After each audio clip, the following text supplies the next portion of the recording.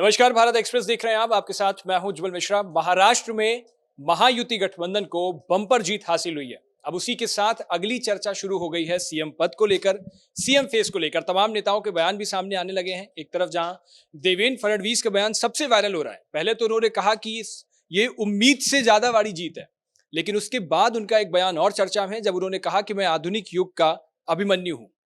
अब इसके बाद चर्चा शुरू हुई कि क्या देवेंद्र फडणवीस महाराष्ट्र के अगले सीएम बन सकते हैं, या फिर किन लोगों का नाम है। क्योंकि जिस तरीके से उनके बयान सामने आ रहे हैं, उससे यह साफ दिखाई दे रहा है कि कहीं ना कहीं वो अपने पद को लेकर, अपनी जीत को लेकर, पूरी तरह से अपने नाम को लेकर आश्वस्त हैं। तो आपको क्या लग रहा है सर?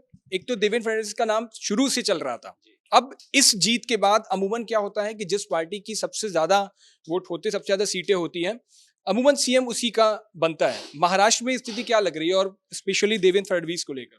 देखिए, बीजेपी की आज बम्पर जीत हुई है महाराष्ट्र में। उसके बाद उन्होंने देवेंद्र फडणवीस से बात की, अजित पवार से बात की, एकनाथ शिंदे से बात की।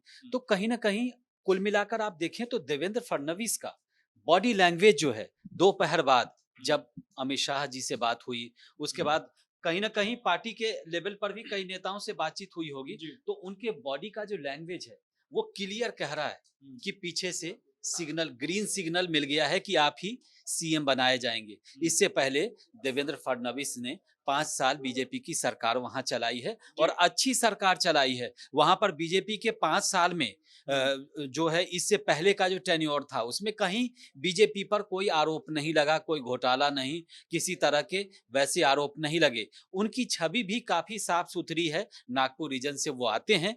दूसरी बात कि फडणवीस की छवि जो है वो कभी भी मतलब विपक्ष के नेता भी फडणवीस के बारे में कुछ मतलब उस तरीके से नहीं बोल पाते हैं जो आमतौर पे पॉलिटिक्स में बोली जाती है। दूसरा कि आज उनका जो कॉन्फिडेंस लेवल है वो बहुत हाई है। हाई जोश का मतलब सीधा सीधा सिग्नल मिल चुका है, और सिग्नल अगर यहाँ से मिला है तो फडणवीस, क्योंकि बीजेपी सबसे बड़ी पार्टी है, और ऐसा हो नहीं सकता कि बीजेपी इस बात के लिए तैयार हो जाए कि सबसे ज्यादा सीट 120 प्लस 130 प्लस हम ले आकर के और हम किसी और को सीएम बना दे, जैसा पिछली सरकार में था अभी रिसेंट में। तो इस बार बीजेपी ऐसा नहीं करने वाली है, और मुझे लगता है कि फडणवीस को सिग्नल मिल चुका है, ग्रीन सिग्नल मिल चुका है, और वो सीएम बनाए जा सकते हैं। ठीक है, देवेंद्र फडणवीस के बाद अगले कई नामों की चर्चा भी चल रही है। एक तरफ जहां शरद पवार को लेकर के नाम, सॉरी माफ कीजिएगा, अजीत पवार को लेकर के नाम सामने आ रहे हैं, तो वहीं दूसरी तरफ और भी तमाम काफी सारे लोग हैं। एकनाथ शिंदे भी लगभग अपनी दावेदारी कर चुके हैं। अजीत पवार को लेकर भी नाम आ रहे हैं। इनमें, इनके अलावा भी आपको कोई लगता है कि कोई चौथा नाम ऐसा हो सकता है, पांचवा नाम ऐसा हो सकता है, जो अभी चर्चा में नहीं है, लेकिन पुरानी हमेशा की शैली की तरह बीजेपी उसको सामने ला सकती है? देखिए, बीजेपी ऐसा करने में माहिर पार्टी मानी जाती है। राजस्थान में आपने देखा, मध्य प्रदेश में मोहन यादव अचानक से सीएम बना दिए गए। 3 बार के सीएम जो तकरीबन 17-18 साल तक रहे, शिवराज सिंह चौहान, उनको अचानक रातों रात हटा के और इनको बना दिया गया मोहन यादव को। तो महाराष्ट्र में भी अगर ऐसा होता है तो कोई बड़ी बात नहीं होगी।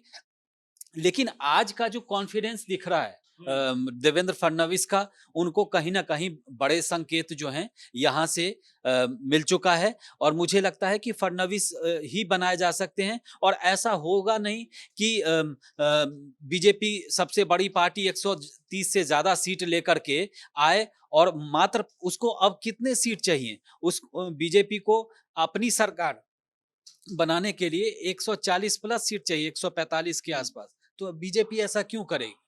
ठीक है, उसके अलावा कहीं आपको ये तो नहीं लगता कि पिछली बार की तरह ही स्थिति रहेगी, या दो डिप्टी सीएम बनाने की जरूरत पड़ सकती है डिप्टी सीएम को लेकर के? देखिए, 2 डिप्टी सीएम बनाए जा सकते हैं। एक एकनाथ शिंदे होंगे, और दूसरा हो सकता है कि अजित पवार भी इसके लिए तैयार हो जाए। लेकिन शिंदे जो है, एक बार सीएम बन के डिप्टी सीएम के लिए कैसे तैयार होंगे, ये बड़ा मुश्किल है। क्योंकि आपने एक, हालांकि महाराष्ट्र की राजनीति कुछ और कहती है, वहां जो सीएम बनते हैं बाद में डिप्टी सीएम बन जाते हैं, जैसे देवेंद्र फडणवीस को आपने देखा। तो महाराष्ट्र में ऐसे उदाहरण बहुत सारे हैं और हो सकता है इसमें भी हो, लेकिन बीजेपी कहीं ना कहीं अपना ही सीएम बनाएगी। देवेंद्र फडणवीस को मेरे हिसाब से, मेरा जो आंकलन कहता है कि ग्रीन सिग्नल है। लेकिन अब अचानक से आखिरी टाइम में अगर कोई नया नाम आ जाए, जैसे एक बीच में नाम 7 बार या 6 बार के बीजेपी के विधायक हैं उनका भी चला था, लेकिन उससे बहुत ज्यादा फर्क नहीं पड़ता है। देवेंद्र फडणवीस सर्वमान्य नेता हैं, विपक्ष में भी उनकी अच्छी पकड़ है, वो सबके लिए अच्छे। आप पूरे चुनाव में देखिए, फडणवीस अपनी बात रखते हैं, पार्टी की बात रखते हैं, लेकिन कटाक्ष विपक्ष के नेताओं पर उस तरह से नहीं करते हैं जिससे उनके संबंध खराब हो जाए या संबंध पर असर पड़े। तो वो सर्वमान्य नेता हैं और महाराष्ट्र में सबको ठीक है, आप जीत गए, आप बम्पर जीत आपको मिली है, लैंडस्लाइड विक्ट्री मिली है, लेकिन आपको सबका ख्याल रखना है, वहाँ अलग अलग धुरियां हैं। तो इसीलिए मुझे लगता है कि फडणवीस उसके लिए बहुत उपयुक्त हैं। लेकिन अब बीजेपी आखिरी में अगर कुछ चेंज करती है तो वो कहा नहीं जा सकता। मतलब बनेगा सीएम बीजेपी का ही?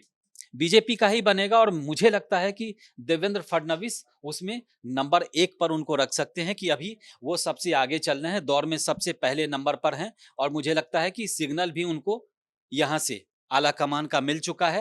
बॉडी लैंग्वेज देखिए, अभी जलेबी तलते हुए देखे गए हैं। आपने जो हरियाणा में देखा था कि जलेबी किसी और की सरकार बन गई, तो वहां भी महाराष्ट्र में भी जलेबी घूमी है। विपक्षी नेता महाविकास अघाड़ी की जलेबी जो है उनके पाले से निकल करके महायुति में चली गई।